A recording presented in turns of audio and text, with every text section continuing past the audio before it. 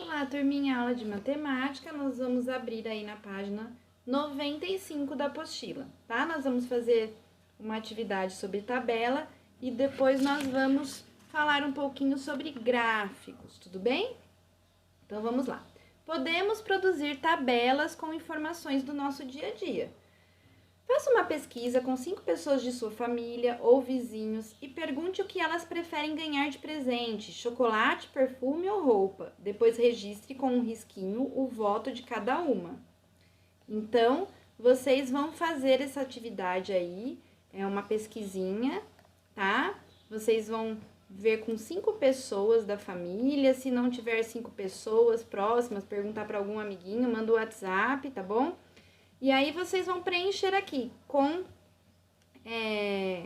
risquinho. Então, quantos gostam de chocolate, quantos gostam de ganhar perfume, quantos gostam de ganhar roupa, tá? E depois vocês vão preencher aqui a tabela, né? Aqui vocês fizeram com risquinhos e aqui vocês vão colocar a quantidade, tá? E aí vocês vão pôr o nome de vocês aqui embaixo, porque esses dados foram obtidos por quem? Por vocês, tá?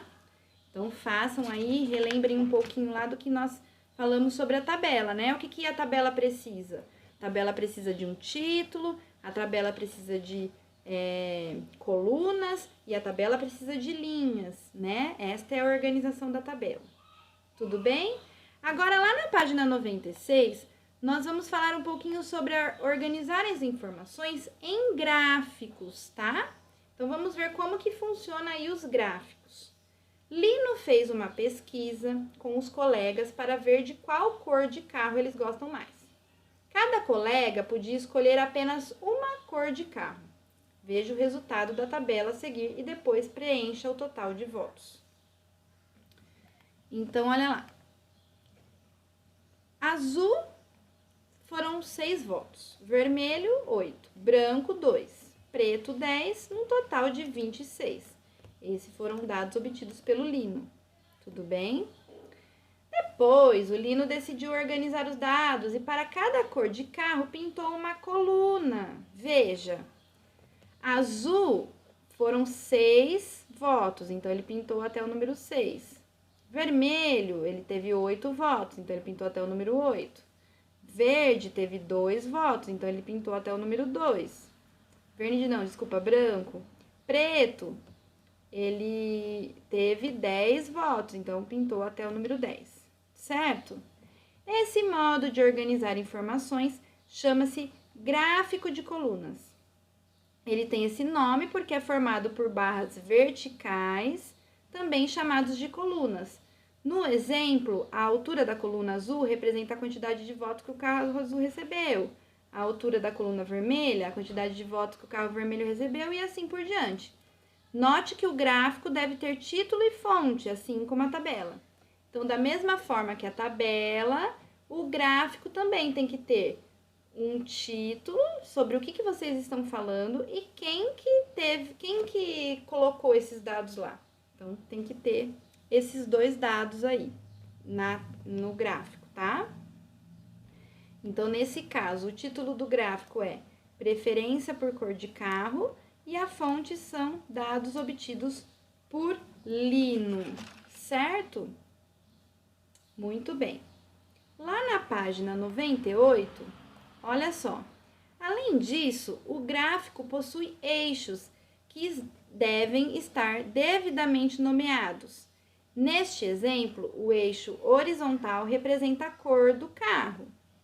Então, aquela parte lá de baixo, horizontal, representa a cor do carro, certo? E o eixo vertical representa a quantidade de votos, então de 0 a 10, tudo bem? Agora que você já sabe como funciona um gráfico de colunas, observe o gráfico e responda as questões a seguir. Qual que foi a cor mais votada? Então, de todos aqui, qual que foi a mais votada? Foi a de cor preta, né? O carro preto. Então, vocês vão responder aqui. Preto. E qual foi a cor menos votada?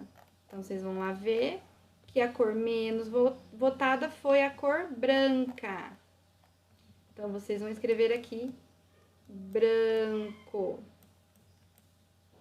Tudo bem? Aí, agora, nós vamos lá para a página 110, que nós vamos fazer uma atividade lá na página 110.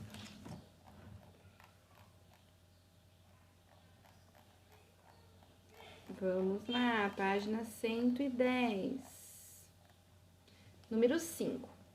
Para embarcar em um ônibus público, é necessário aguardar em um local específico onde ele para. Esses locais são chamados de pontos de ônibus. Veja nas imagens a seguir o interior e o exterior de um ônibus que acabou de parar em um ponto.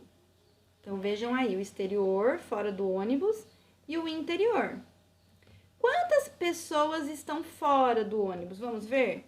1, 2, 3. Então, vocês vão responder 3 pessoas. Quantas pessoas estão dentro do ônibus? Vamos ver? 1, 2, 3, 4, 5, 6, 7, 8. 8 pessoas. Vamos lá para a página agora 111. Complete a tabela a seguir. Quantidade de passageiros dentro e fora do ônibus. Esse é o título da tabela. Quantas pessoas tem dentro do ônibus? Nós vimos que dentro do ônibus são 8 pessoas. E fora do ônibus? Fora do ônibus são 3. Qual é o total? 8, 9, 10, 11. Então, são 11 pessoas. Dados obtidos pela nossa observação. Agora, complete o gráfico. Quantidade de passageiros dentro e fora do ônibus é o título. Aí tem a coluna dentro do ônibus, fora do ônibus. E aqui a quantidade. Percebam aí? O que nós temos que fazer? Pintar. Então, dentro do ônibus tem quantas pessoas? Dentro do ônibus tem 8 pessoas. Então, vocês vão pintar até o 8. Tudo bem? Sempre de baixo para cima, tá? Normalmente, os gráficos são feitos de baixo para cima. Tudo bem? E fora do ônibus, quantos tem? Fora do ônibus tem 3, então vocês vão pintar até o número 3.